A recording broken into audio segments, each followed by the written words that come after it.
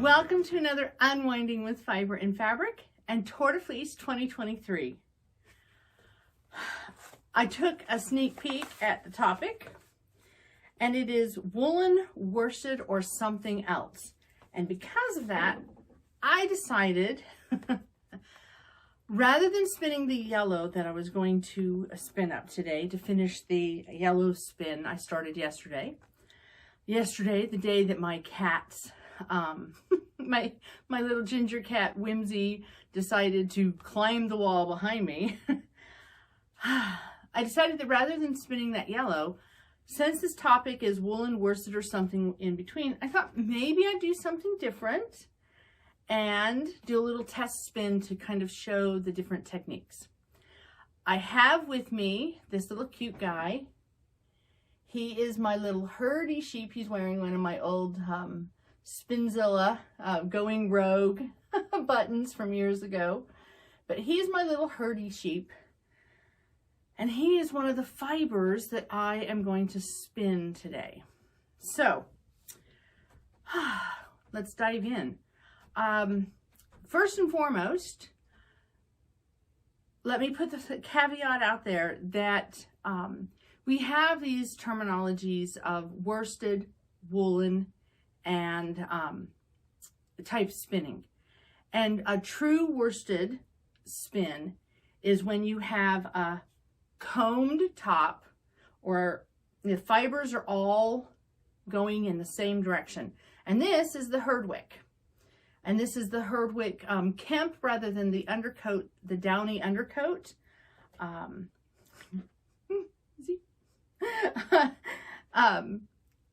And all of you can, it's a good example of the fibers going in all directions. Trying to bring that up closer, you can kind of see all the fibers are going, for the most part, in the same direction. This is certainly been combed, because of course in the combing process it's easy to remove these longer Kemp fibers and then isolate the soft downy undercoat. So I have the Herdwick to do a true worsted spin. When doing a worsted spin, we're also controlling the fiber as it's going in. We have a tendency to do a shorter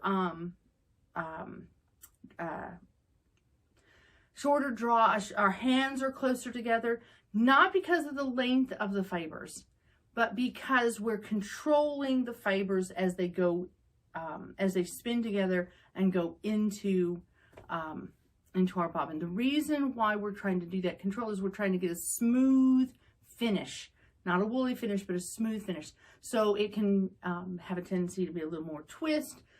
You want, it creates a good strong yarn. So a true worsted is combining a short draw with a combed fiber, which is a worsted prep. That's your worsted yarn. Not to be confused with the terminology worsted weight in the United States, which is a terminology that developed out of a lot of the yarn that was created in a worsted style. Okay, so that's the first one. The second one that we talk about is woolen. And woolen we get from a fluffy fiber in which we have carded. And I will show pictures. I believe I'll show pictures of the difference between the combs and the carders as I'm talking. So they'll be in here somewhere. But this is a carded fiber in which we have rolled it off the cards to create this little fluffy worm of fiber. My husband's hilarious. I call them worms. He calls them turds. He's like, you have a whole bag of turds. I do love my husband and his sense of humor. So, the woolen fiber, when we pull it off, we're usually going to want to spin for a true woolen. We want to spin a long draw in which we allow the twist to pull the fiber randomly out of the roll log. Okay. Now, there's a couple other preps that I have brought. I have beautiful Leicester long wool locks. cut end is up here in my hand. I have flicked open the tips. If I pull one out, you can still see some of the crimp in that lock. So we can do a worsted style spin using these locks. So that would probably be called a semi-worsted. But this is where terminology becomes confusing. A semi-woolen, okay, is, according to one set of definitions, is spun woolen style, so long draw, with a more worsted-like prep. And semi-worsted is a worsted style, spinning it in a worsted style with a more woolen-like prep. But what's to say we haven't switched things around? But those are the terminologies that you'll see. Spun woolen style with a more worsted-like prep, spun worsted style. So the difference between a short draw, which we're getting a smooth, and a long draw really becomes the difference. Otherwise, oh, my other fiber is a little cloud of Coriadel. This has been just hand picked and fluffed open. So this is more of a woolen style prep. This is more of a worsted style prep because, as you can see, the fibers are going in one direction generally. This is a true worsted style prep. And these guys in their little roll log shape are a true woolen style prep. So what am I going to start with? Well, because I have a brand new bobbin, and yes, this is all going to go on the same sample bobbin. Because I have a brand new bobbin, let's start with something that is relatively easy to get on here and test out the the bobbin and how loud it's going to be. I've worn all black today with the hope that one of the cameras will pick up really good, clear definition of what I'm doing. So I'm going to take one of these roll logs and I'm going to get it started. There is a little bit of kind of crustiness and lanolin in this. I have not yet spun this fiber. So right now, because my hands are close together and I'm trying to create a nice smooth, I'm actually doing a semi worsted, right? Yes, because I'm spinning it worsted, but it's a woolen prep, so it's semi-worsted. So I'm getting some of the properties of worsted where I'm getting a smoother finish because I am spinning this with my hands close together, controlling the twist as it goes in. I'm keeping the twist between my fingers. Now, if I want to move to a truly woolen spun, now I'm not controlling the twist. I'm allowing the twist to go into, see, my hand is open. I'm allowing the twist to go into my fiber, and that is how I'm drafting. I am not drafting using the second hand. I am simply drafting by allowing the twist to pull into the fiber, so you can see it there. Okay, now the tendency is to run that other hand over, smooth everything out, pick out any of the lumps and bumps, but a true woolen, don't worry about it. Sometimes you can pick out some of the lumps and bumps as you're plying it together, but a true woolen style spin, the long draw, which doesn't have to necessarily be really long. I'm trying to do it up here so you can see it in the front camera, which means the side camera isn't going to be very useful, but you can see one hand. And this is creating an airy, fluffy fiber. So occasionally, you know, I use my other hand to pull, to separate through, to get, you know,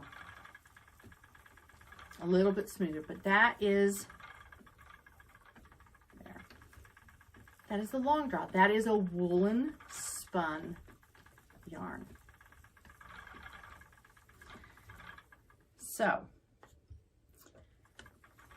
if I recap, if I'm down here and I'm doing little inchworm type spinning, and I'm picking out all the neps, and I'm using my second hand to do a little roll to tighten up the twist, and I'm controlling the twist between my fingers, I am now doing more of a worsted style spin. The minute I start letting that twist, and here is the extreme case, the minute I let that twist go into the fiber itself,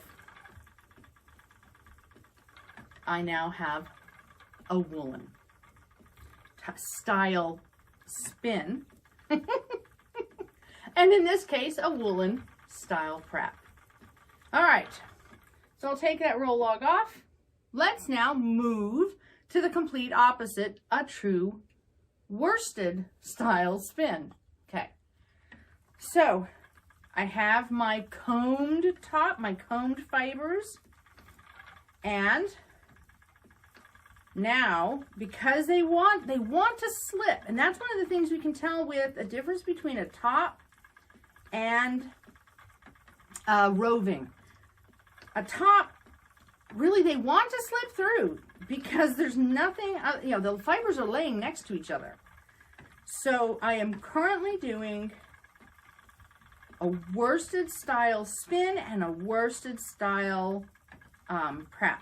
So a true worsted yarn. And for the second camera right here, put that against my hand, it is very tight. In fact, I suspect, unlike before where you could really see the fluffiness, the front camera is probably not showing much of this fiber. I'm keeping my hands together. I'm spacing them apart based on, and this is important, I'm taking a look to see what the staple length, there it is, the staple length, wow, okay, there we go. The staple length of these hemp fibers, these fibers. I'm figuring out what the staple length is, and I'm spreading my hands apart approximately that distance. That's the distance of my drafting zone. Now, can I spin this long draw? Yes, but the minute I start doing this, oh, the minute I start doing this, I immediately see lots of little pokey hairs coming out. So this semi-woolen, unlike the worsted, I'm using the worsted prep, but a semi-woolen spin, and unlike the worsted in which most of those little pokey hairs are caught tightly in the twist, these are now poking out. So if I go more slowly and I'm doing a more true worsted prep, all those little pokies are now getting caught into the twist rather than poking out. And that makes a huge difference with a coarse pokey fiber like this, hemp fiber of the Herdwick sheep. This is a much smoother, silkier finish. So, wow, on the bobbin, I'll zoom in on the other camera.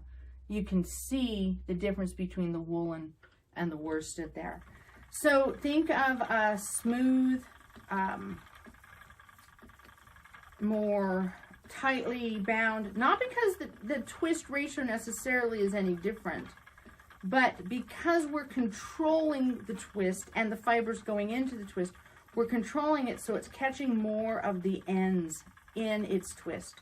Whereas when we're doing a woolen, the ends can escape. So little inchworm spinning, fabulous. I mean, it is a fabulous way to spin a coarser fiber that you want to have a strong tensile strength, but also, like in the Leicester long wool that I have, there's a huge amount of luster, and that luster is more highlighted when it is in a worsted spin rather than a woolen, because that luster now doesn't compete with pokey ends sticking out. So, by the way, the Herdwick sheds on me like crazy. Little tidbit about Herdwicks. Now, I think a lot of people know who Herdwicks are, and I think a lot of spinners in the UK know what the Herdwick are. But there is a reason I have a little herdy sheep here. When my daughter was in England a number of years ago, studying for a semester, she made a trip up to the Lake District to visit the area that Beatrix Potter settled in her later years. And Beatrix Potter was a huge proponent of preserving the Herdwick sheep. They like, these little sheep, they like staying put. They like staying in their herd. They know where they were born. They like staying in their area. And their fiber, so as you can see with this,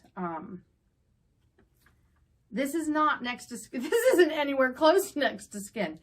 They do have a downy undercoat, and I have not spun it, but I have knit with it and crocheted with it. And it is fluffy. It's not next to skin necessarily. It's not like your merinos, your debouillés, your Corriedels. It's just, it's not in that category, but it is completely acceptable clothing construction, a woolen spun. And for people who aren't hypersensitive like me, it probably can be sweaters, etc. But my daughter went up and she had fallen in love with some different stories of Beatrix Potter's, not so much her little Peter Rabbits and all that, but of her life in the Lake District. And so she went and visited there, and she had to, of course, bring back a couple. This one she brought back for me. She has one as well. She had to bring back a couple little herdy sheep, and she brought back some Herdwick spun wool, and I ended up having to order that. That's the best I could do. I suspect most of their undercoat is being processed in mills in the area because there's a tourist market for it. All right, so we've done a true woolen and we've done a true worsted. Let's now move into what is kind of a true worsted, because all the fibers are going in one direction, but they haven't necessarily been combed. So we're moving into the category of a semi-worsted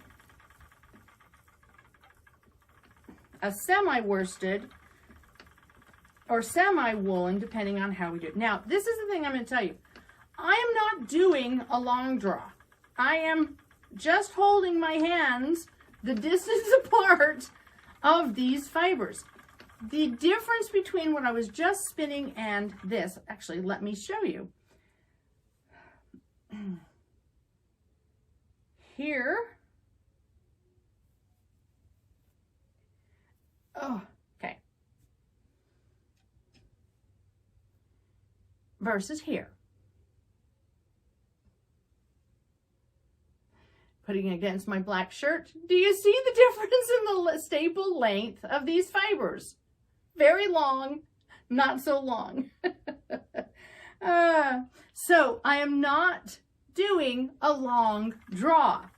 I am doing a worsted spin still. My hands are containing the twist between my fingers. It's just that there is such a long staple length that it ends up kind of moving into the long draw looking category.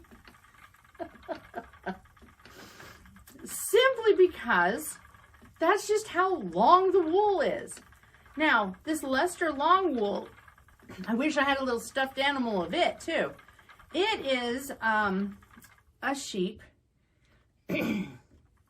that is now made famous by Colonial Williamsburg because it is one of the heritage breeds they are trying to preserve because it was a breed of sheep used by people like George Washington. So, I am still doing more of a worsted spin on what is technically a more worsted-like prep, but as you know, it's not quite as, let's say, aligned as it would be if I had combed it. There could be shorter pieces in it. There could be, there could be material that would easily comb out if I had combed it. And so I'm letting it all go in, but I am controlling the twist between my fingers, and I am getting a very, hoping that shows up on the other camera, a very thin and a very fine fiber. Now, can I spin this woolen? Sure. Can I run it through a drum carder? Yeah. The really long bits I might want to cut in half. But, so yeah, can I spin it woolen? Yep. And now all those little hairy bits are starting to poke out. All of my ends, instead of being more controlled, are poking out.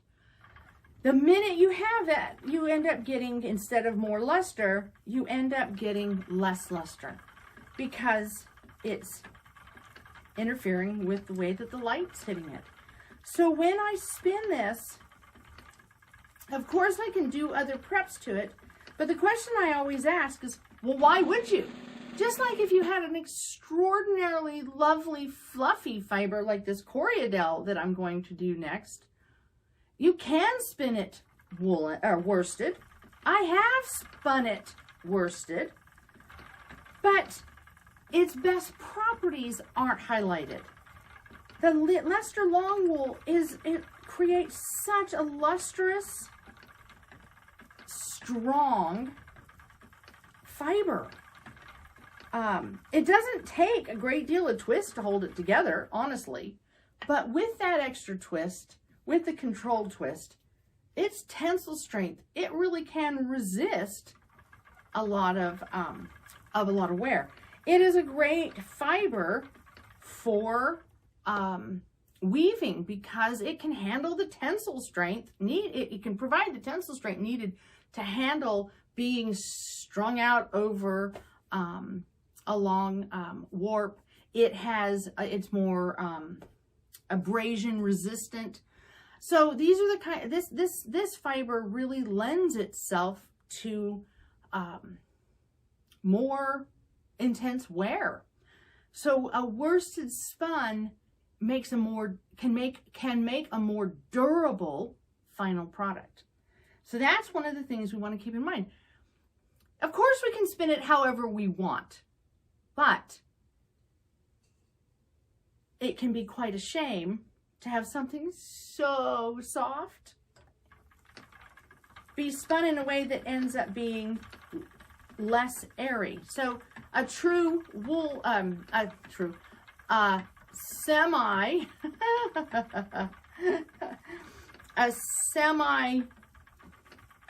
woolen. And here's the thing, it goes again, just like with the Leicester long wool. Is this a semi-woolen? Or is this a true woolen? Because all of those fibers, while they are not rolled up into a roll log, all of those fibers are kind of going everywhere. There is no alignment happening here. It's all messed up. It's going every which way. And I am certainly spinning from this cloud in a woolen style of the long draw. So is this a semi-woolen, or is it somewhere in between? I don't really think that it matters all that much in the end. The reason we have this terminology is not, you can just see how fluffy that is. And this is the famous cloud. I can't get over the number of people who search out my video on spinning from the cloud. A cloud is just that. It's a cloud of fiber. Spin it how you want. If you want to spin it little, short draw, or worse, little inchworm, so you can get really, really, really, really fine, spin it that way. If you want to spin it long draw, if you want to spin it extraordinarily long draw, let me get a little more twist going in it. Spin it that way. I tend to spin everything between, hand to hand, shoulder to shoulder.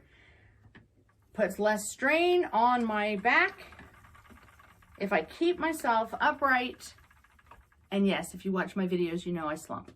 But if I keep myself here in the center, so my long draw, my short draw, everything happens usually right here between my shoulders. It keeps my back from aching and screaming as much. But do we call this a true woolen? Do we call this a semi-woolen? Do we call this a semi-worsted? Who knows? The somewhere in between. What matters is that you're producing the yarn you want.